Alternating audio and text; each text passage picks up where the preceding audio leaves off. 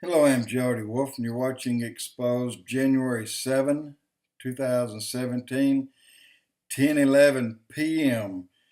And good news, the topic, UN drops anti-Israel resolution after Trump weighs in. Seems as if there was an invisible barrier around Jerusalem after all. And so that was put off. And this is not the first time the UN has tried to pass such a resolution. The last time was 2011. But the U.S. came in and vetoed that effort as well. We're talking about the very same thing. But the resolution was scheduled to come up for a final agreement on Thursday. But diplomats told reporters late in the day that it had been pulled off the docket and postponed indefinitely. So Donald Trump weighed in. It's scrapped. In other words, it's postponed. It's not going to come back up. It will, but not under the way it was labeled in wording. The wording's got to change considerably, and it'll have to be done without Israel giving up one more inch of their land.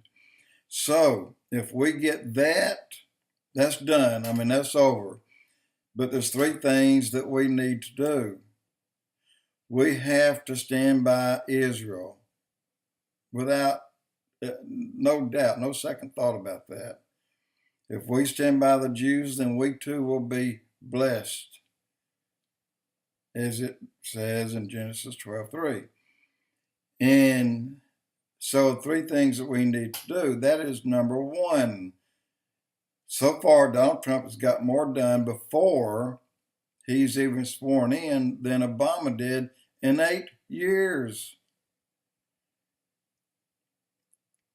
And transparent, everybody's in bed at midnight while Obama's up doing his dirty work, and where he can get on his Ouija board and play his games and call up whoever.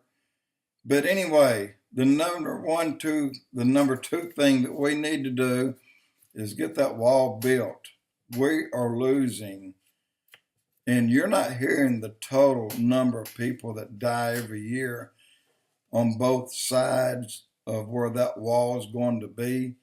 It's enormous. It's bigger than how many people have been killed in wars. And that wall will cut those numbers ever so slowly, but the quicker the wall gets up, the quicker those numbers will fall.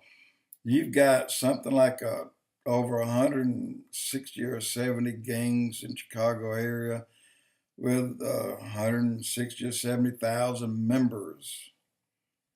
And they're just like Muslim. They're killing each other. Just killing each other. Number two thing we need to do, or number three, is get rid of ISIS. Get them gone. Just do away with them. They have to go. They have to go because their objective is, just as a woman stood up in California and there was a Jewish, he was a speaker there. I don't know if he taught there. I think it's Berkeley, I'm not sure, but he was on the stage and he kept trying to ask a Muslim woman a question, a student there a question. She dodged that question just like a hornet was going at her. Finally, he said, "Ma'am, I won't answer another question of yours until you answer mine. Do you think that every Jew should die?" And finally she said, "Yes."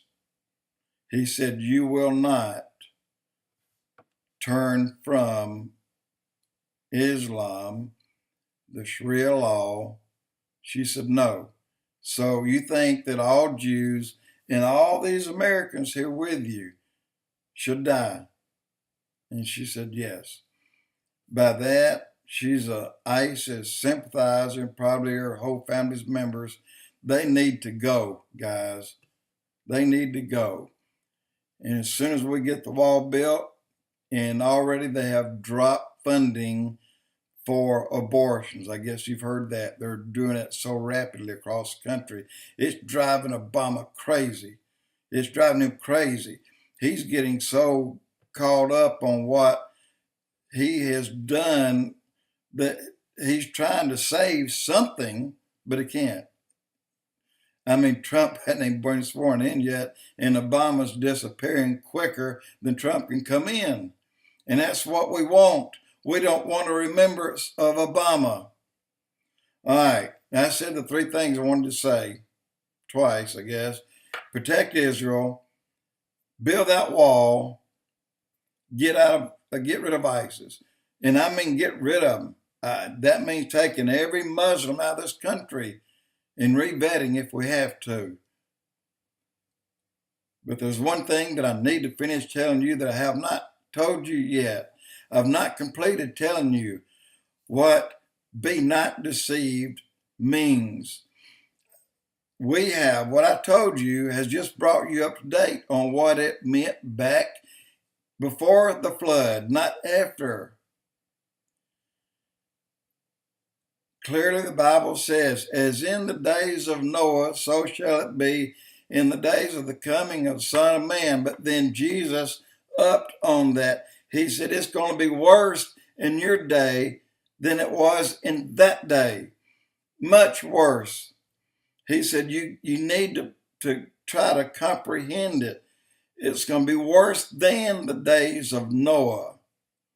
If that's why he said, be not deceived. He said, if time wasn't cut short, then even the elect would be deceived. Something bad is coming. Something real bad. And you heard what I read about in chapter 7 of the first book of Enoch, just chapter 7. You heard that, I think. Maybe you didn't. It was on my last blog. Look at it. Because I'm going to finish telling you what it means to us, danger-wise and evil-wise, and talking about people dying of sheer fright. Yes, it's going to happen. It's difficult for people to die of fright, but when you have multiple tens to hundreds of thousands that are dying from sheer fright, there's something else there that no one has thought about. And I'll get to that, I hope, tonight. Jody Wolf Expoz.